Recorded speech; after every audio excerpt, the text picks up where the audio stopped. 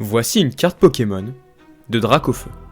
Alors évidemment ce n'est pas n'importe quel Dracofeu. Vous le connaissez, tout le monde le connaît, c'est probablement la carte la plus connue au monde. Si elle est aussi connue, c'est qu'au-delà d'être la carte emblématique du premier set Pokémon jamais sorti, ces dernières années cette carte a atteint des prix totalement fous, allant de plus de 45 000 € pour la version française et plus de 400 000 $ pour la version en anglais. Et maintenant regardez celle-ci. Même carte, même année, même symbole édition 1. L'exacte même carte. Pourtant son prix de vente peinerait à dépasser les 1000 €. Ce qui va vraiment différencier ces deux cartes, qui sont pourtant initialement les mêmes, c'est évidemment ce formidable boîtier en plastique. Et surtout, ce chiffre sur l'étiquette. Si vous regardez cette vidéo, vous savez déjà probablement comment ce morceau de plastique transparent peut multiplier la valeur d'une carte par 10, par 50 et parfois par 100. Ce qui va tout changer, c'est bien évidemment ce chiffre en haut du boîtier, PSA 10. Ces dernières années, ces notes sont devenues une sorte de langage universel. Un collectionneur à Tokyo, à Los Angeles ou à Paris comprend instantanément ce que ça signifie. PSA 10, ça veut dire la même chose pour tout le monde. Pourtant, il y a quelque chose qu'on oublie souvent. Quelque chose de tellement évident qu'on a tendance à l'oublier. Parce que quand une carte reçoit une note, un 9, un 10, peu importe, qu'est-ce que ça implique concrètement ? Ça implique qu'avant même de juger son état, avant même de regarder le centrage, les coins, la surface, quelqu'un a pris la carte dans ses mains, l'a examinée, s'est dit « elle est vraie ». C'est implicite, invisible,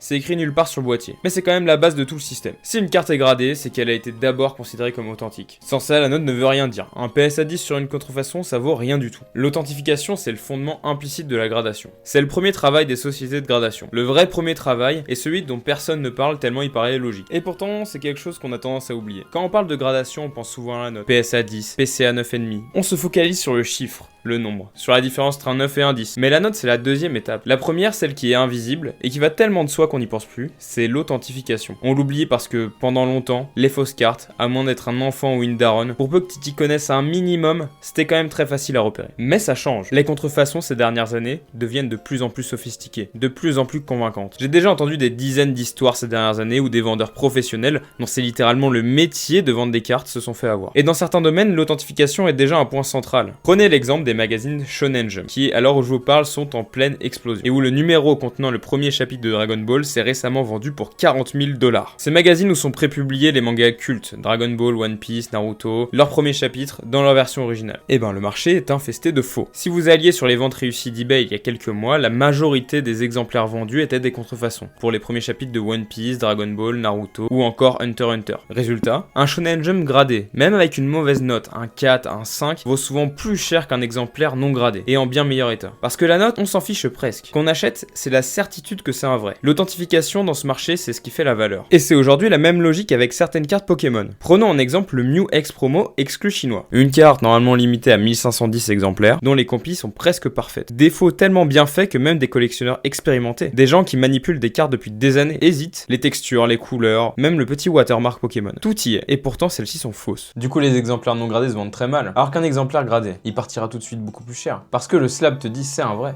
Tu peux avoir confiance. Et avec les techniques de contrefaçon qui progressent, avec les impressions de plus en plus précises, les matériaux de plus en plus proches des originaux, cet aspect va devenir de plus en plus important. Sauf que voilà, ce job fondamental, distinguer le vrai du faux, il n'est pas toujours respecté. Les sociétés de gradation sont gérées par des humains, et les humains font des erreurs. Et pour ça, j'ai 4 exemples à vous montrer. On va commencer soft avec MTG Grade, dont la réputation aujourd'hui est vraiment plus que douteuse. Bon bah eux carrément ils authentifient des fakes AliExpress sans problème quoi. Mais même des cartes qui n'ont jamais existé. Genre là il y a un mec, il a vu ça, il s'est dit ouais c'est une vraie carte Yu-Gi-Oh normale TKT. Le pire, c'est que si on regarde le gars qui a créé cette société, aujourd'hui il est expert chez Agut, une maison de vente aux enchères prestigieuse. Et du coup, dans leur première vente, ils avaient un faux Mimikyu Munch PSA 10 avec un faux boîtier PSA directement en provenance d'AliExpress. Et il a laissé passer ça normal, il a vu aucun problème sur le boitier. Toi, tu me dis que la carte elle coûte 5 000 € en ce moment en gradé 10. Entre 3500 et 5000. Ouais, ça doit être ça. Ouais.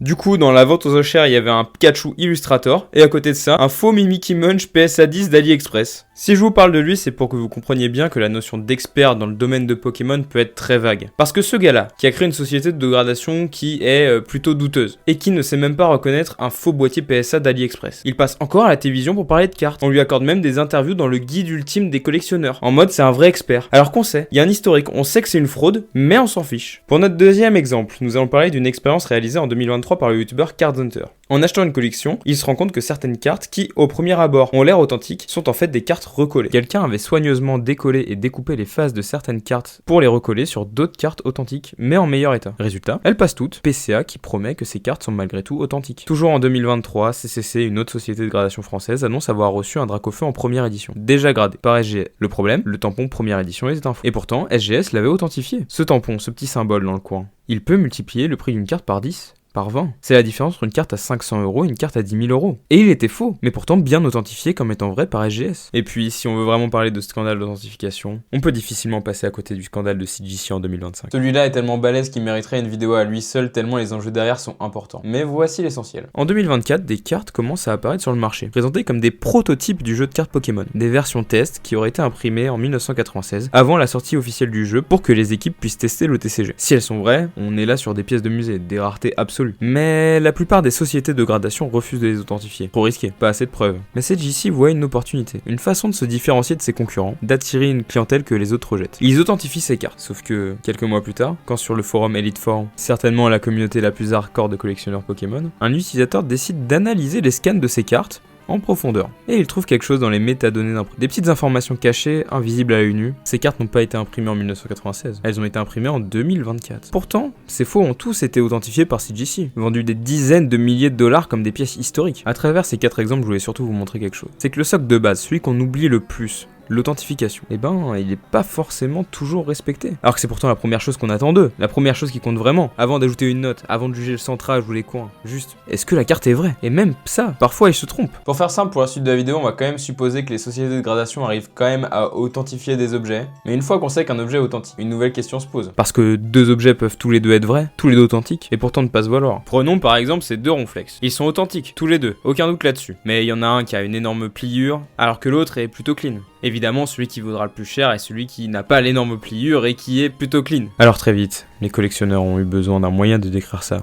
De communiquer sur l'état d'un objet, de comparer objectivement 2 exemplaires d'un même objet. Et c'est là qu'est né le deuxième palier, la gradation. Pendant longtemps, pour décrire l'état d'un objet de collection, on utilisait des mots. Très beau, excellent, parfait. Le problème, c'est que ces mots ne veulent pas dire la même chose pour tout le monde. Mon très beau peut être ton correct, ton excellent peut être mon éclaté au sol. Bref, c'est flou, subjectif et très personnel. Et pour les collectionneurs de pièces de monnaie du 19e siècle, ça commençait à être un casse-tête permanent. Surtout quand on commençait à pouvoir acheter par correspondance. T'écris un vendeur à l'autre bout du pays, il te décrit une pièce comme superbe, t'envoies ton argent, t'attends des semaines, et quand tu ouvres l'enveloppe, pas du tout ce que tu imaginais. Mais c'est trop tard, l'argent est parti, et le vendeur il a pas forcément menti. Pour lui, la pièce pouvait très bien être très belle. Si vous commandez souvent des cartes sur Card Market, je suis à peu près sûr que vous avez déjà rencontré des problèmes en recevant des cartes notées comme Near Mint ou Excellent, et qui arrivent avec des états claqués au sol. Pour trouver un début de solution à ce problème, il faut remonter en 1948. Et il faut que je vous présente quelqu'un, le docteur William Sheldon. William Sheldon, c'est un psychologue américain qui dirigera le laboratoire de physiologie de l'université de Columbia, mais au-delà de ça, c'est surtout un collectionneur de pièces. Et entre 2 publications scientifiques, Sheldon a une idée. Il propose quelque chose de simple, une échelle chiffrée, de 1 à 70. 1 c'est basal state, une pièce tellement usée qu'on peut à peine l'identifier. 70 c'est min state, la perfection absolue. Une pièce comme si elle sortait de la frappe, comme si personne ne l'avait jamais touchée. L'idée d'une échelle standardisée, ça a tout changé. Soudain, MS65, ça voulait dire la même chose pour tout le monde. Mais au final, le problème a juste été déplacé. Parce que certes, tout le monde parle le même langage, mais tu peux toujours pousser ta note d'un cran. Faire passer ton MS64 pour un MS67 par exemple. La vraie question c'est, qui décide de la note? Pour commencer à avoir un bout de résolution à ce problème, il faut aller en 1972, presque 20 ans après la création de l'échelle de Sheldon. L'American Numismatic Association décide d'agir. Il crée l'ANAX, le premier service officiel d'authentification et de gradation. Le principe est simple. Tu envoies ta pièce, des experts examinent, et tu reçois un certificat papier avec une note sur l'échelle de Sheldon. C'est le début de la gradation tierce partie. Mais le certificat papier a ses limites. C'est juste un bout papier. Rien ne t'empêche d'associer à une autre pièce. Tu reçois un certificat pour une MS67, et tu mets une pièce avec un MS63 dedans. Qui va vérifier? Le système avait besoin d'une meilleure solution. Et pour ça, on va devoir parler du deuxième homme le plus important de ces vidéos, un certain David Hall. Alors David Hall, c'est un vendeur de pièces depuis très longtemps, et en 1986, il a une nouvelle idée. Il fonde une nouvelle entreprise qui va nommer PCGS, pour Professional Coin Grading Services. Trop relou, trop relou. Globalement, il va reprendre le même concept que l'ANAC, mais de manière plus rigoureuse, plus standardisée, avec une garantie de remboursement en cas d'erreur de gradation. Et surtout, il va enfermer les pièces avec leur certificat dans des boîtiers scellés. Un bloc de plastique transparent, hermétique, inviolable. Le fameux boîtier de gradation. Ça faisait déjà quelques années que moi et les autres, on gagnait notre croûte grâce aux pièces de monnaie. Puis un jour, je me suis dit, qu'est-ce que j'aime plus que l'argent? Ça m'est venu tout de suite. Le plastique. En tant que bon américain, j'adore tout ce qui est fait à base de matières fossiles.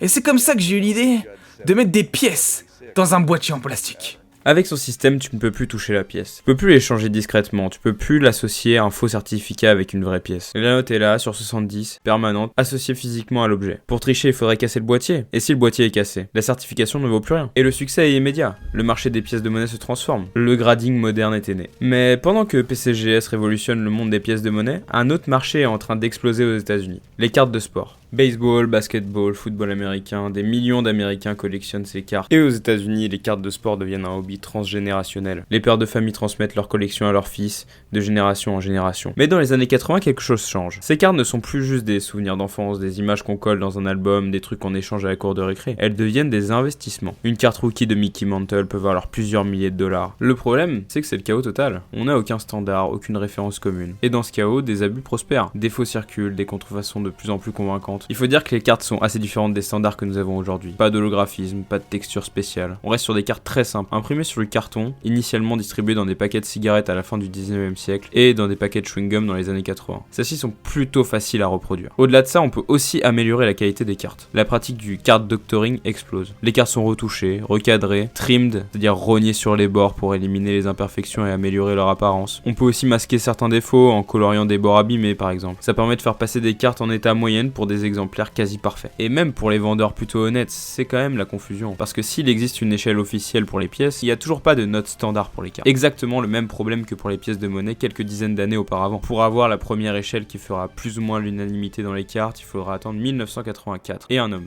James Beckett. Ce nom vous dit peut-être quelque chose, mais on en reparlera tout à l'heure. James va publier une revue, le Beckett Baseball Card Monthly. Il propose des cotations de prix et surtout un guide de référence avec une échelle standardisée pour connaître l'état d'une carte en 6 étapes. Pour, good, very good, excellent, near mint, mint. C'est un premier pas vers la standardisation, un vocabulaire commun que tout le monde peut utiliser, et que vous utilisez peut-être d'ailleurs encore aujourd'hui. Mais il manque encore l'essentiel. Quelqu'un d'indépendant, quelqu'un de neutre qui pourra regarder l'état d'une carte et dire voici son état réel. Pas le vendeur qui veut maximiser son prix, pas l'acheteur qui veut négocier, un arbitre neutre. Et en 1991, la réponse arrive. David Hall, le même homme qui a fondé PCGS pour les pièces 5 ans plus tôt, lance une nouvelle entreprise. Cette entreprise n'est pas n'importe laquelle, non, c'est celle qui va changer le monde de la collection à jamais. Et évidemment, cette entreprise c'est PSA. PSA pour Professional Sports Authenticator. L'idée est simple, appliquer aux cartes exactement ce qui a fonctionné pour les pièces. Authentifier, vérifier que la carte est vraie, noter, évaluer son état selon des critères standardisés, l'encapsuler dans un slab pour que la note soit permanente à jamais. Mais Hall adapte le système au marché des cartes. Au lieu d'utiliser l'échelle de Shandon sur 70 points, il va utiliser une échelle de 1 à 10. 1 c'est pour, et 10 c'est gem mint, la perfection, comme si elle était sortie d'usine, comme si personne ne l'avait jamais touchée. Et pour lancer l'entreprise, il ne va pas commencer par n'importe quelle carte. Non, il va grader la carte tellement populaire à l'époque qu'on la surnomme la carte, la T206 Honus Wagner. Cette carte est considérée comme la carte de baseball la plus rare au monde, la plus mythique, le saint graal des collectionneurs. La légende veut que cette carte soit exceptionnellement rare car Wagner refusait que sa carte soit distribuée dans des paquets de cigarettes et que la carte aurait été donc retirée des paquets très rapidement en faisant une des cartes les plus limitées jamais sorties. Et PSA va lui accorder une note exceptionnelle de 8, ce qui est exceptionnel pour une carte de 1910. Et surtout, le numéro de certification numéro 1. Alors au début, l'accueil est plutôt mitigé, surtout côté vendeur, parce que leur faire comprendre qu'ils devront payer 10 $ de plus pour qu'un inconnu donne son avis sur l'état d'une carte, ils sont pas forcément très chauds. Surtout que c'est beaucoup plus compliqué de survendre l'état d'une carte s'il y a quelqu'un au milieu qui peut dire bah voici vraiment son état. Mais les collectionneurs, eux, sont plutôt rapidement convaincus. Surtout quand Internet arrive. En 1995, eBay est lancé, et ça a tout changé. Soudain, on peut acheter des cartes à des gens que l'on ne connaît pas, qu'on ne verra jamais, des vendeurs à l'autre bout du pays, parfois à l'autre bout du monde. Comment leur faire confiance? Est-ce que la carte a été retouchée, recollée, trimmed? Est-ce qu'elle est vraie? Et là, PSA devient plus ou moins la réponse. Un numéro de certification vérifiable en ligne, une note attribuée par un tiers indépendant, tu n'as plus besoin de faire confiance aux vendeurs. Tu fais confiance au système. Entre 91 et 98, PSA grade environ 1 million de cartes en 7 ans. Le grading est en train de devenir la norme. Et forcément, d'autres entreprises vont essayer de prendre une part du gâteau. En 98, SGC se lance. Leur positionnement est plutôt sur les cartes vintage, les vieilles cartes de baseball d'avant-guerre. Et SGC s'y fait rapidement une réputation de rigueur et de sérieux. Puis un an plus tard, un concurrent de points débarque. Beckett, la référence des guides de prix depuis 1984. Un nom que globalement tous les collectionneurs connaissent. Ils lancent BGS pour Beckett Grading Services. Et ils arrivent avec une innovation, Less Upgrade. Au lieu d'une note globale, BGS va détailler 4 critères avec des notes séparées. Centering, le centrage, edges, l'état des bords, corners, l'état des coins, surface, l'état de la surface, les rayures, les imperfections. Chaque critère reçoit une note sur 10, la note finale est une moyenne pondérée des 4 autres notes. Pour les collectionneurs exigeants, c'est plutôt une révolution. On ne voit pas juste PSA 9, on voit exactement où sont les forces et les faiblesses de la carte. Puis BGS introduit aussi le concept de Black Label. Quand les 4 sous-notes sont à 10, la perfection absolue sur tous les critères, alors le label devient noir et doré, ce qui rend la carte beaucoup plus rare qu'un simple 10. À la fin des années 90, le trio est en place. PSA est le leader sur le marché avec le plus gros volume, le premier arrivé. BGS est le Challenger Premium qui va arriver avec le concept de sous-notes et qui va convaincre certains collectionneurs plus exigeants. Et SGC qui a une très bonne réputation sur le marché du vintage. Le marché américain des cartes de sport est transformé, structuré, professionnalisé. Et ce modèle va se développer sur d'autres marchés. En 2000, CGC va appliquer le même modèle aux comics. Mais l'histoire ne s'arrête pas là, parce que là on est encore que sur les cartes de sport. Mais 2 ans après la création de PSA, en 93, un professeur de mathématiques américain du nom de Richard Garfield va révolutionner le monde des cartes en créant pour la première fois un jeu autour des cartes avec Magic the Gathering. Les cartes ne sont plus que des objets de collection, elles servent maintenant aussi à jouer. Les TCG étaient nés. Donc quand 3 ans plus tard, en 1996, au Japon, un petit studio du nom de Game Freak vient retourner le monde du jeu vidéo avec la version rouge et vert de son jeu Pocket Monster, un jeu où un dresseur doit collectionner des monstres et les faire s'affronter. Ils se disent qu'un TCG serait parfait pour la licence. Et 6 mois plus tard, le TCG Pokémon sort au Japon. Donc quand 3 ans plus tard, Pokémon arrive en Occident en sortant en même temps jeux vidéo, dessins animés, jouets, peluches et surtout les cartes. C'est un raz-de-marée. À la fin des années 99 et début 2000, il était tout simplement impossible de vous rendre dans une cour d'école sans que des enfants soient en train de jouer ou s'échanger ces fameuses cartes. Et si j'en crois mes statistiques YouTube, il y a de fortes chances que vous voyez très bien de quoi je veux parler. Et d'ailleurs, si j'en crois mes statistiques, il y a de fortes chances que vous soyez pas abonné à cette chaîne. Alors SVP, abonnez-vous, mettez votre like, un petit commentaire pour me dire de quoi vous en pensez, ça m'aiderait vraiment beaucoup à déjà débloquer la monétisation parce que cette chaîne elle est toujours pas monétisée. Et aussi ça m'encouragerait à faire d'autres vidéos de ce type parce que ça prend énormément de temps. Donc hop, on s'abonne, merci beaucoup. Ce phénomène dès la fin des années 90, début 2000 sera même renommé la Pokémania. Et très vite, parmi les 102 cartes sorties dans la première série qu'on nommera plus tard le set de base, une carte va très vite avoir une aura un peu particulière. C'est notre fameux Dracofeu. Et ce Dracofeu, il va donner une image tout de suite un peu différente au TCG Pokémon, car tout le monde le veut. Donc très vite, celui-ci va commencer à acquérir de la valeur. Tout d'un coup, le jeu de cartes Pokémon n'est plus seulement vu comme un simple jouet. On se rend vite compte que ces cartes, tout comme les cartes de sport, peuvent aussi avoir de la valeur. Et bien évidemment, PSA flaire l'opportunité et va commencer à grader les TCG, en plus des cartes de sport, quasiment dès la sortie du set de base. Et depuis cette date, à chaque sortie d'un nouveau set Pokémon, on peut faire grader ces cartes chez PSA. Mais maintenant, qu'en est-il en France? Parce que le grading est quelque chose qui existe depuis bien longtemps aux États-Unis, on l'a compris. C'est culturellement accepté grâce à la culture des cartes de sport. Mais pour la France, c'est différent, parce que déjà, chez nous, les cartes de sport, c'est vraiment pas un gros marché. À la limite, c'était plus les autocollants Panini, et fatalement, comme le but des autocollants était de les mettre dans des albums, la gradation n'a quasiment pas été un vrai sujet pendant très longtemps. Et en plus, il faut dire que c'était compliqué. Déjà, PSA n'acceptait que les cartes du set de base en français. Et en plus, même si tu voulais faire grader tes cartes du set de base en français, il fallait les envoyer aux États-Unis, attendre plusieurs mois, remplir des formulaires de douane. Donc c'était déjà un petit parcours du combattant. Pourtant, quelques pionniers commencent à faire découvrir le concept. Dès 2012, des collectionneurs comme 444 Murcielago présentent leurs cartes gradées sur YouTube. Ils expliquent le processus, montrent leur slab, partagent leur passion pour ces cartes gradées, principalement des cartes japonaises qui sont acceptées par PSA, mais malgré tout, la plupart des gens vont vraiment avoir du mal à comprendre le concept au début, pour les raisons que j'évoquais précédemment. J'ai d'ailleurs posé la question à Murcielago pour avoir son ressenti sur cette période. En gros, ce dont je me souviens, c'est qu'il y avait beaucoup de scepticisme. Les gens avaient du mal à avaler le fait que tu puisses payer une carte beaucoup plus chère que la cote, simplement parce qu'elle était encapsulée. Après, il faut dire que le grading, c'est pas quelque chose qui était vraiment... c'était pas du tout d'ailleurs même encore ancré dans la culture de la collection en France. Et ajoute à ça le fait que la boîte principale de gradation pour le Pokémon ne gradait que l'US, le japonais, et uniquement le set de base pour les cartes françaises. Donc forcément, ça limitait énormément les perspectives de collection. Pour résumer, je te dirais que jusqu'au milieu des années 2010, le grading, ça a surtout touché des collectionneurs qui s'ouvraient un petit peu à autre chose qu'aux français, aux japonais, à l'US, des collectionneurs un petit peu curieux, mais pas vraiment au grand public. Et malgré tout, à force de voir des vidéos sur YouTube, de voir des cartes en vente, que ce soit sur eBay et Le Bon Coin, la notion de grading et collection tout simplement de cartes gradées, ça s'est lentement démocratisé jusqu'au milieu des années années 2010, où est arrivé en France ce que tu sais. Et c'est vraiment en 2016 que les mentalités vont commencer à changer, avec une certaine entreprise que vous devez plus ou moins tous connaître aujourd'hui. PCA, une société française qui grade des cartes françaises en France. C'est un vrai tournant pour les collectionneurs français. Enfin, les collectionneurs francophones ont une option. Plus besoin d'envoyer ces cartes à l'autre bout du monde, plus besoin de passer par des intermédiaires américains, plus besoin d'attendre des mois en croisant les doigts. Il faut dire qu'à l'époque, la plupart des collectionneurs ont vaguement entendu parler de PSA. Mais c'est pas du tout la norme non plus. C'est vraiment grâce à PCA que l'idée de gradation va se démocratiser en France petit à petit. En parallèle, les premiers middlemen pour PSA arrivent en Europe, mais pas toujours en France. Jusqu'en 2019, si tu voulais envoyer tes cartes chez PSA, fallait soit les envoyer toi-même aux États-Unis, soit passer par Idir, un collectionneur qui proposait d'envoyer les cartes à Ludkins, un intermédiaire PSA au Royaume-Uni. La communauté va grandir, le marché se structure lentement. Mais il faut garder des proportions en tête. À cette époque, fin des années 2010, le grading de cartes reste un marché de niche. Chez Collectors Universe, le groupe qui détient à la fois PSA et PCGS, les pièces de monnaie dominent largement. En 2018, PCGS grade environ 2 millions de pièces par an. De son côté, PSA tourne à 1 million de cartes. Et Pokémon dans tout ça, ça représente à peine 17% des cartes gradées par PSA. C'est vraiment ridicule comparé aux cartes de sport et aux pièces.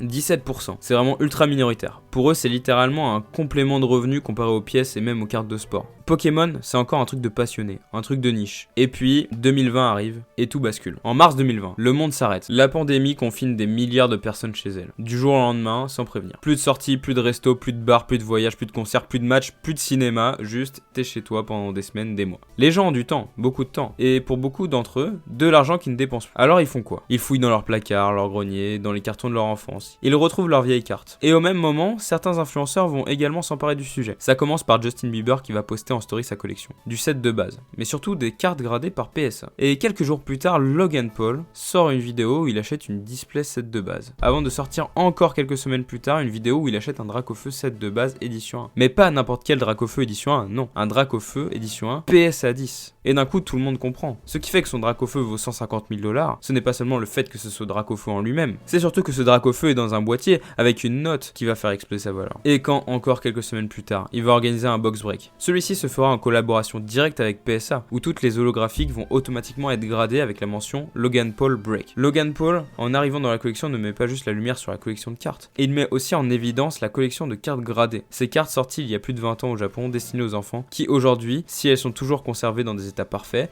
obtiennent des bonnes notes chez PSA, peuvent valoir des fortunes. Et c'est vraiment là que le marché commence à exploser. Seulement quelques mois plus tard, un Dracofeu PSA 10 ne vaut plus 150 000, mais 350 000. Presque x3 en seulement quelques mois. Et en France, le même phénomène se produit. En janvier 2021, Kameto ouvre un booster en stream et obtient ce fameux Dracofeu. Et la première chose qu'il va demander, c'est est-ce que ce sera un PSA 10 ?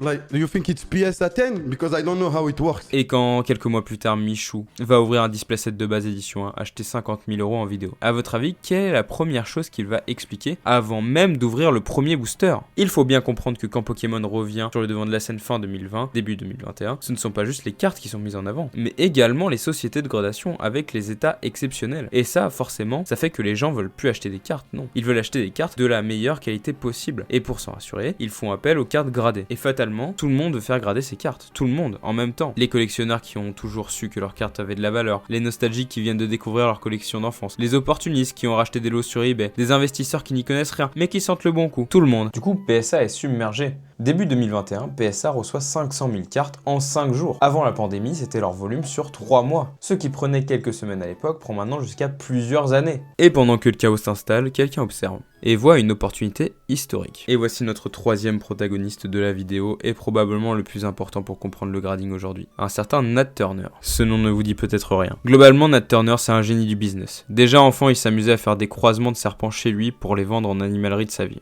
Quand j'avais 9 ans, j'ai pris 2 serpents que j'ai mis dans une boîte en plastique. Au bout de quelques temps, j'ai remarqué que j'avais des bébés serpents. Je suis allé à l'animalerie du coin et je les ai revendus pour 100 $. C'est là que je me suis dit qu'il y avait un business à faire. J'ai alors commencé à vendre mes serpents sur Internet. Je faisais de plus en plus de croisements que je vendais en ligne. J'étais le plus grand organisateur de pour serpents de tout le Texas. Mais surtout, c'est un passionné. Après les serpents, il créera un site internet pour mettre en avant ses ventes sur eBay. Et arrivé à l'âge adulte, il travaillera chez Google, puis créera une entreprise tech nommée Flatiron Health. Une startup spécialisée dans les données de santé, revendue à un géant pharmaceutique suisse pour 1,9 milliard de dollars. Donc, quand en 2020, alors qu'il est littéralement riche et qu'il voit ce qui est en train de se passer sur le marché des cartes de collection, il voit que les prix explosent, les files d'attente qui s'allongent chez PSA, l'engouement planétaire, la demande qui dépasse l'offre de façon spectaculaire, il voit le potentiel, et il n'est pas le seul à l'avoir remarqué. Faut comprendre qu'en avril 2020, au tout début du confinement, l'action Collectors Universe valait à peine plus de 15 $. En janvier 2021, 9 mois plus tard, l'action atteint 77,8 $. Une multiplication par 5 en 9 mois. Wall Street a compris que quelque chose de massif était en train de se passer. Et en janvier 2021, Nat Turner passe à l'action. Il monte un consortium d'investisseurs et lance une offre de rachat, pour une valorisation totale de l'entreprise d'environ 700 millions de dollars. L'offre est acceptée. En quelques semaines, Collectors Universe sort de la bourse. L'entreprise devient privée sous le contrôle de Nat Turner. Et ce rachat, c'est bien plus qu'un changement d'actionnaire. C'est un changement de philosophie. Jusqu'ici, Collectors Universe était dirigé par des gens venus du monde des pièces de monnaie. Des gens pour qui PCGS était le cœur du business. Et PSA un complément intéressant. Avec Turner, c'est l'inverse. Un passionné de cartes prend les commandes. Et le focus va changer. Les pièces ne seront plus la priorité. Les cartes de sport, les cartes Pokémon, les TCG, les objets de collection au sens large, c'est là que Turner voit l'avenir. Mais à peine les clés en main, il va faire face à un tsunami. À peine 2 mois après le rachat, Turner prendra une décision sans précédent dans l'histoire de PSA. Ils suspendent la majorité de leurs services. Plus de nouvelles soumissions, sauf pour les niveaux premium les plus chers, ceux à plusieurs centaines de dollars par carte. La raison est plutôt simple, plus de 10 millions de cartes sont en attente de traitement. Donc Turner investit massivement. L'entreprise embauche à tour de bras. De 421 employés en janvier 2020, il passe à 783 en mars 2021. Quasiment le double en un peu plus d'1 an. Nouveaux locaux, nouvelles machines, nouveaux process, nouvelle organisation. Mais pendant des mois, ça ne suffit toujours pas. La demande est trop forte, le retard trop important. Et en France, c'est pareil. PCA est totalement saturé. Plusieurs mois d'attente pour faire grader une seule carte. Il faut comprendre que la situation chez PCA à ce moment-là, c'est une petite équipe, une petite entreprise française d'à peine 5 ans. Une poignée de personnes, ils ne gradent que du Pokémon, pas de cartes de sport, pas de Magix, juste Pokémon. Et du jour au lendemain, le volume de cartes qui arrive explose. Mais voilà le problème. En pleine pandémie, personne ne sait si cette hype va durer. Est-ce que c'est juste un engouement passager ou est-ce que c'est le début d'une nouvelle ère? Personne ne le sait. Pour absorber ce volume, il faudrait investir massivement, changer de locaux, recruter des gens, les former. Ça prend du temps. Il faudrait essayer d'acheter de nouvelles machines qui coûtent une fortune. Et surtout, il faudrait des boîtiers, beaucoup de boîtiers, sachant que les boîtiers de chez PCA sont fabriqués en Ile-de-France par un fournisseur spécifique. Et en plein Covid, commander un volume de boîtiers 10 fois supérieur aux commandes habituelles, c'est impossible. PCA comme PSA sont coincés. Et quand il y a un vide, des gens s'engouffrent pour le combler. Aux États-Unis, des dizaines de nouvelles sociétés de gradation apparaissent. Leur principal argument, nos délais sont plus courts que PSA. C'est tout, c'est leur unique proposition de valeur. Ce sont pour la plupart des sociétés créées à la va-vite pour surfer sur la demande, pas d'expertise réelle, pas d'historique, pas forcément de crédibilité construite sur des années, juste des boîtiers et des étiquettes. En France, le même phénomène se produit. MTG Grade, dont on a parlé déjà tout à l'heure, à l'origine sortie pour concurrencer PCA sur les cartes Magic, se repositionne rapidement sur Pokémon, parce que c'est là qu'est l'argent. Elle devient la seule alternative française avec des délais viables, mais avec une expertise, comme on l'a vu tout à l'heure, plutôt discutable. Mais globalement, les gens s'en fichent. Ils veulent faire grader leurs cartes, point. Pour les revendre, pour surfer sur la hype, pour transformer leurs cartons en argent rapidement. Ils sont prêts à payer n'importe qui, du moment que ça va vite. C'est d'ailleurs à cette période que j'ai fait une petite expérience. J'ai créé ma société de gradation, de nulle part, avec mon imprimante Fion Grading, juste pour voir si, même avec aucune expertise, aucune légitimité, aucune formation, aucun équipement professionnel, juste avec des feuilles, une imprimante et des boîtiers achetés pour quelques euros sur Alibaba, les gens seraient prêts à acheter des cartes simplement parce qu'elles étaient dans un boîtier de gradation, même si la société derrière n'avait strictement aucune crédibilité. Vous pouvez regarder la vidéo ici pour voir ce que ça donne, et spoiler alerte, évidemment que ça a marché. Pendant que le chaos règne sur le marché, Nat Turner, lui, continue ses stratégies. Il ne se contente pas de gérer la crise, il prépare l'après. En 2021, le groupe rachète Wata Games. Wata, c'est le leader du grading de jeux vidéo, un marché qui lui aussi explose. Puis il rachète Card Ladder, une plateforme de données sur les prix des cartes. Avec ça, le groupe sera en mesure de connaître précisément le prix d'une carte sur le marché à n'importe quel moment. Puis Goldin Auction, une maison de vente aux enchères spécialisée dans les objets de collection haut de gamme, là où se vendent des pièces à 6 ou 7 chiffres et qui aura même sa propre série sur Netflix. Turner ne construit pas juste une société de gradation, il construit un écosystème. Tu fais grader ta carte chez PSA, tu vérifies son prix chez Card Ladder, tu la vends chez Goldin. À chaque étape, tu passes par une entreprise qui appartient à Turner. Et progressivement, la fièvre retombe. Les prix se stabilisent et même parfois baissent. Le set de base qui était le principal moteur de la hype de 2021 voit ses prix baisser parfois à moins 50% du plus haut. PSA rouvre ses services. Les délais redeviennent raisonnables. Quelques semaines au lieu de plusieurs mois. En France aussi, PCA réussit à recruter, à grandir, de nouveaux locaux, nouvelles machines de scellage. L'équipe s'agrandit, les délais redeviennent à la normale. Et c'est là que ce tri se fait. Parce que les seules sociétés qui avaient comme argument la rapidité n'ont plus d'argument. Pourquoi envoyer tes cartes chez une société inconnue si PSA est de nouveau disponibles avec des délais corrects. Aux États-Unis, le seul challenger sérieux qui arrivera à émerger sur cette période sera CGC. En France, les nouveaux acteurs arrivent, mais dans un contexte bien différent. Les délais sont redevenus corrects partout, il ne suffit plus d'être rapide, il faut se démarquer autrement. CCC se lance en ciblant d'abord les collectionneurs Yu-Gi-Oh! Un marché qui a été délaissé par les autres, car le format des cartes Yu-Gi-Oh! Est différent. Elles ne rentrent pas dans des boîtiers standards, et ça leur permet facilement de se différencier. Ils misent sur un processus plus rigoureux, avec des rapports de gradation détaillés. Collectora arrive avec un autre angle, des étiquettes matching associées à l'artwork de la carte, inspiré d'Ace au Royaume-Uni. Le but n'est pas de séduire les collectionneurs hardcore, c'est surtout de séduire les collectionneurs casual qui veulent un beau rendu visuel. SGS arrivera un peu plus tard avec eux aussi des sous-notes détaillées, mais un peu en retard sur les autres. Du coup, ils feront rentrer David Lafarge dans l'entreprise pour espérer gagner un peu de buzz comme ça. L'influenceur décrira d'ailleurs SGS comme sa société de gradation. Et celles qui n'ont pas réussi à se démarquer vont tout simplement disparaître. TCC fermé. SGS après le départ de David Lafarge, dont finalement SGS n'était pas tant sa société, ferme. Le marché fait le ménage. Et quand on prend un peu de recul, les chiffres racontent une histoire spectaculaire. Souvenez-vous, en 2018, les pièces de monnaie dominaient. PCGS gradait 2 fois plus d'objets que PSA. Les cartes c'était un complément, un segment secondaire, et Pokémon représentait seulement 17% du volume de PSA. En 2021, tout bascule. PSA grade 7,7 millions de cartes, là où PCGS en grade seulement 2,8 millions. Pour la première fois de l'histoire du groupe, les cartes dépassent les pièces. Et en 2024, c'est la domination totale. 15,5 millions de cartes gradées chez PSA, pour seulement 3,4 millions de pièces chez PCGS. Près de 5 fois plus de cartes que de pièces, là où on en avait 2 fois moins 6 ans plus tôt. Et Pokémon, ce fameux segment secondaire en 2018, représente désormais entre 35 et 40% des cartes gradées par PSA. Le monde du grading a complètement changé. Et l'expansion de Turner ne s'arrête pas là. En 2024, Collectors rachète SGC. SGC, leur concurrent historique sur les cartes de sport, la société qui existe depuis 1998. Puis en 2025, ils rachètent Beckett, BGS, la référence des sous-notes. Le Challenger Premium qui existe lui aussi depuis 1999, racheté aussi. Désormais, Nat Turner possède 3 sociétés de gradation de cartes différentes. PSA, SGC, Beckett. Il pourrait faire grader ses propres cartes chez 3 entreprises différentes. Avec cette dernière acquisition, Collector représenterait près de 80% du marché de la gradation.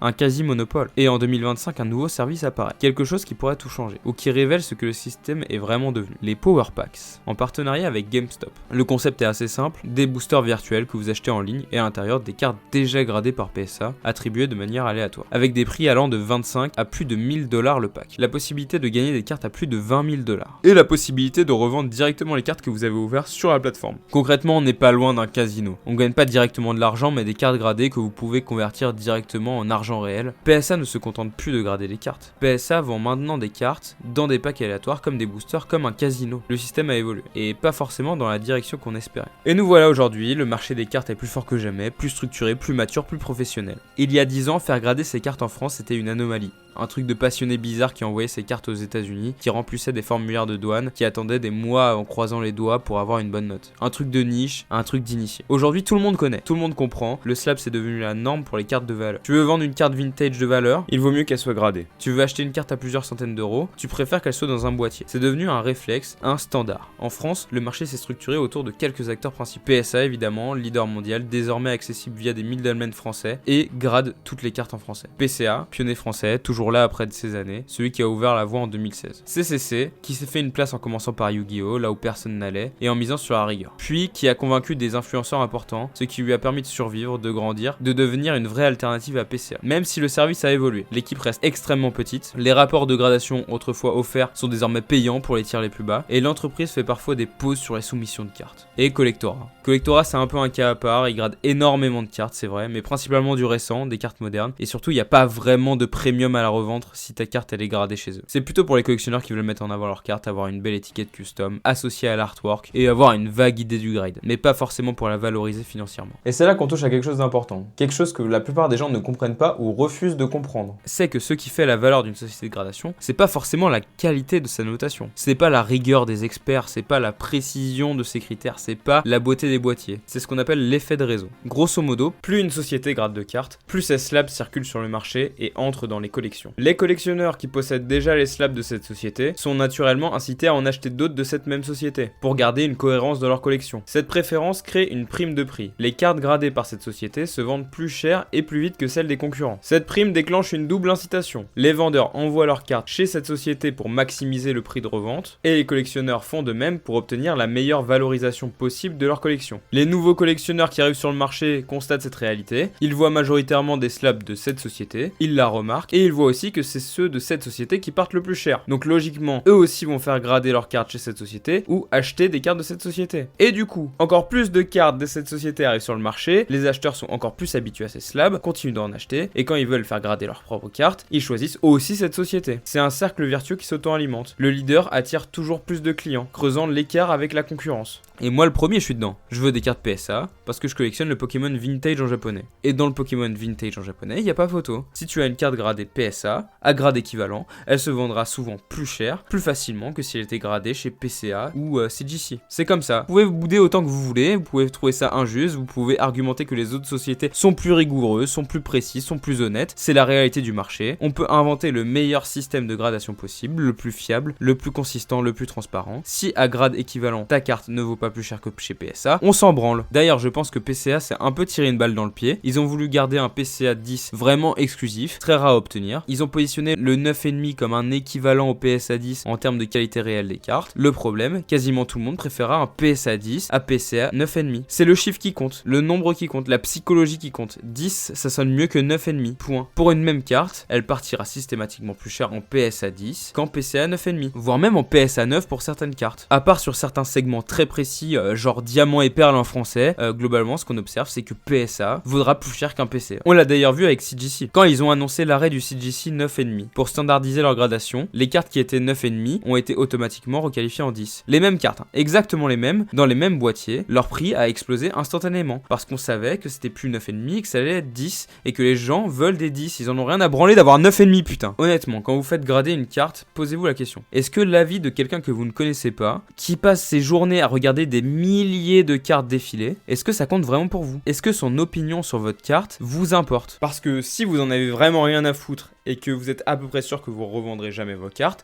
ça sert à rien de faire grader vos cartes. La seule raison pour laquelle on devrait faire grader ces cartes, c'est pour valoriser sa collection. Et quand je dis valoriser, je parle de valeur financière, de prix, d'argent. Parce que soyons honnêtes, oui, le boîtier PSA il est dégueulasse. C'est du plastique basique avec une étiquette au design daté, un design qui a presque 30 ans aujourd'hui et qui a quasiment pas bougé. Je m'en fiche, parce que c'est avec ce boîtier que ma carte aura la plus grande valeur et la liquidité la plus rapide. Et ça, c'est le principal. Si je veux mettre ma carte en valeur visuellement, la présenter pour l'exposer et en faire un objet de décoration, pour le même prix qu'une gradation, je peux avoir un superbe plexi personnalisé en fait. Quelque chose d'objectivement beaucoup mieux qu'un slab. Mais dans le plexi, ma carte elle se revendra pas au même prix. Et c'est valable aussi quand vous achetez des slabs. Achetez d'abord une carte, pas une note. J'ai personnellement des cartes de ma collection dans mes classeurs qui sont d'anciens PSA 6 ou PSA 7. Et je les ai payés beaucoup moins cher que si je les avais achetés non gradés. Parce que quand les gens ils voient un 6 ou un 7, ils passent leur chemin. Alors que la carte est souvent très belle, juste pas parfaite. En mars 2025, je suis allé à la Coctacon, la vidéo est juste ici, et j'ai vu un truc qui illustre parfaitement ça. Sur un même stand, un vendeur proposait 2 Entei de l'extension Team Rocket Returns en loose sans boîtier. État excellent selon lui, à 130$ pièce. Et juste à côté, il avait un exemplaire en PSA 7 de cette même carte, vendu pour 100$. Alors que le PSA 7, déjà était moins cher, parce que le 7 c'est pas sexy, mais en plus de ça, l'état était bien meilleur que les deux autres en haut. Et c'est même valable pour les PSA 10. Parce que quand vous achetez un PSA 10, pensez bien à regarder l'avant et l'arrière de la carte. Parce que vous pourriez voir des dingueries. Des trucs qui honnêtement ne méritent même pas 8. Hein. Des whitening évidents, des problèmes de centrage, des imperfections que n'importe qui pourrait voir à l'œil nu. Et pourtant c'est marqué 10 sur l'étiquette. Alors certes, vous pourrez toujours bien la revendre, hein, c'est un 10, et vous trouverez toujours un mec lobotomisé qui vous l'achètera parce que c'est un 10. Mais au fond de vous, est-ce que vous voulez vraiment cette carte parce qu'elle est notée 10 ou est-ce que vous voulez vraiment la carte? Parce qu'il faut être lucide. Le système a des problèmes. Chez PSA, avec l'explosion de la demande, le nombre de gradeurs a lui aussi explosé. C'est des centaines de personnes qui examinent des cartes à la chaîne. Et quand tu multiplies les gradeurs, tu multiplies les variations. Et on retrouve des centaines de cas documentés, vérifiables de personnes qui cassent leur boîtier, renvoient la même carte notée 9 et obtiennent un 10. La même carte, sans restauration, sans modification, on l'a juste donné à un autre gradeur, voire même au même gradeur au jour, et la carte est revenue avec une autre note, presque devenue sur ce qu'on appelle une loterie. Sauf que PSA prend des frais à chaque envoi. Et on en voit de plus en plus des choses étranges passer. Vous avez peut-être déjà vu passer cette Alohan persiane. Bon bah globalement la carte a un dessin de bits dessus, faux marqueur visible évident, pourtant la carte a bien été gradée. C'est un problème qui honnêtement s'observe moins chez les sociétés de gradation françaises, qui restent de petites équipes, où la formation est plus gérable, où le contrôle qualité va être plus simple. Quand PCA passe de 5 à 20 personnes, c'est un changement mais c'est gérable. Quand PSA passe de 300 à plus de 700 employés répartis dans des dizaines d'équipes sur plusieurs sites différents, bah c'est un peu plus compliqué. Mais il y a plus grave, avec l'arrivée des Power Packs, PSA s'est mis à proposer des offres de rachat directement après les soumissions. Tu envoies ta carte, elle est gradée, et avant même de la récupérer, PSA te propose de la racheter via leur estimation pour la mettre dans leur pack. Pratique, rapide, t'as même plus besoin d'aller chercher un acheteur derrière. Le truc c'est que même avec ce système, on a vu des magouilles. Certaines personnes ont reçu des neufs, ils ont accepté l'offre de rachat de PSA en se disant c'est un bon deal, et quelques semaines plus tard, en allant vérifier le numéro de certification sur le site de PSA, que la carte qu'ils avaient vendue en neuf était maintenant devenue miraculeusement un 10. PSA avait racheté la carte en neuf, puis l'avait passée en 10. Et là, ça devient très grave. Parce qu'au moment où PSA rachète la carte,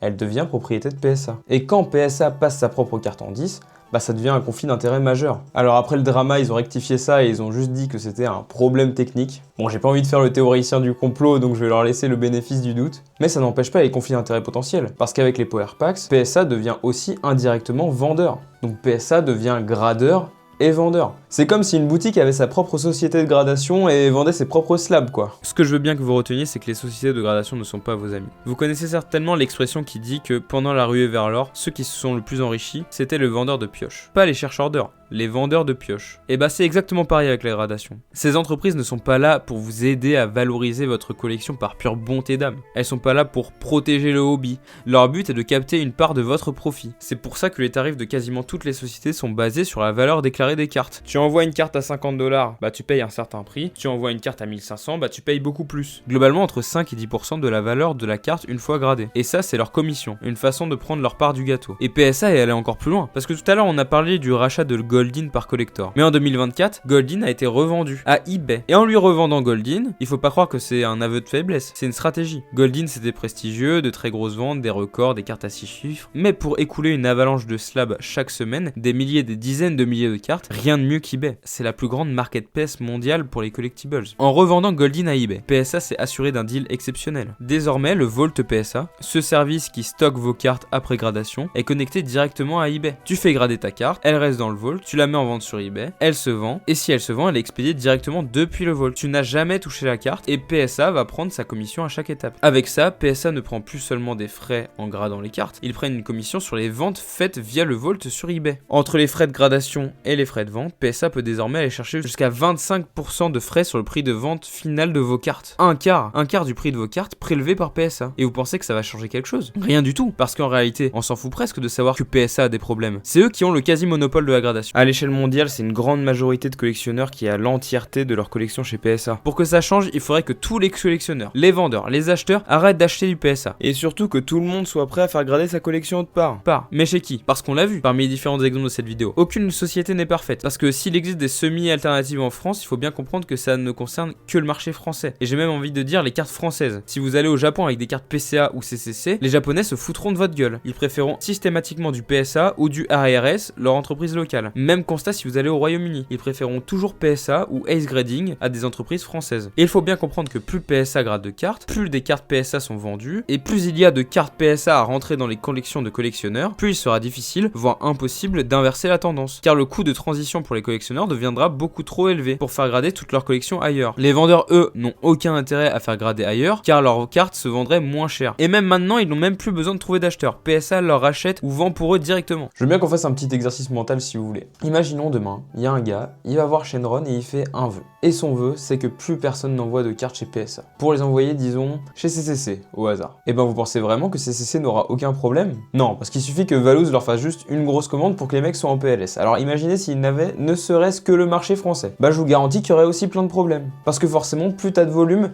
plus t'as des risques de faire des erreurs. Du coup, c'est quoi la morale de cette histoire? Bah je suis pas votre daron, donc déjà vous faites ce que vous voulez les gars. Moi, si je dois acheter des cartes gradées avec des hauts grades genre 9, 10, bah je continuerai de le faire chez PSA. Parce que quitte à payer plus cher pour qu'un random donne son avis, je préfère que ce soit celui qui ait le plus de valeur. Mais je continuerai de faire attention à bien regarder l'avant et l'arrière de la carte avant d'acheter. Au cas où il n'y ait pas une dinguerie. Et globalement, comme je compte pas vendre mes cartes, je compte pas faire grader de cartes avant un bon moment.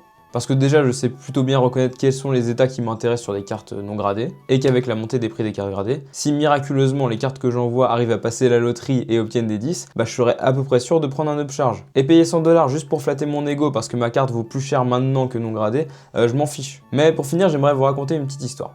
Et si vous êtes resté jusque là, à mon avis, elle devrait vous plaire. Vous vous souvenez de la T206 d'Onus Wagner, la première carte gradée par PSA, le légendaire PSA 8 de 1991. Cette carte qui a lancé toute l'industrie du grading de cartes. Il faut savoir que pendant des années, les collectionneurs ont été sceptiques sur l'authenticité de cette carte. Pas qu'elle était fausse, mais qu'elle aurait été découpée pour paraître dans un meilleur état. En 2013, Bill Maestro, l'homme qui avait soumis cette carte à l'époque, a avoué quelque chose. Il avait bien découpé la carte avant de l'envoyer, pour améliorer son apparence, pour qu'elle ait l'air plus nette, plus propre, plus parfaite. La carte a été altérée. Maestro a pris 20 mois de prison ferme pour fraude. Mais le plus intéressant, c'est ce qui est sorti ensuite. Bill Hughes, le gradeur qui avait examiné cette carte en 1991. Celui qui avait attribué la note. Il a avoué qu'il savait. Il savait que la carte avait été altérée. Il l'avait détecté, c'était son taf après tout. Et il avait quand même donné la note. Sa justification? La carte est tellement exceptionnelle qu'il aurait été un sacrilège de la qualifier de retaillée et de la dévaluer complètement. Pour faire simple, Bill savait qu'avoir cette carte dans le registre ferait grimper l'aura de PSA auprès des collectionneurs. La première carte jamais gradée, la carte la plus mythique du hobby, le Saint Graal. Ça valait bien de fermer les yeux. La gradation, ce système qui a été inventé précisément pour détecter les altérations, pour protéger les collectionneurs des arnaques, pour distinguer le vrai du faux, et attribuer une note honnête pour éviter aux collectionneurs de se faire arnaquer. Tout ce système a commencé par authentifier volontairement une carte qu'ils savaient modifier. Tout ça pour faire un coup de pub. Je vous laisse faire vos propres conclusions. J'ai écrit le texte en 2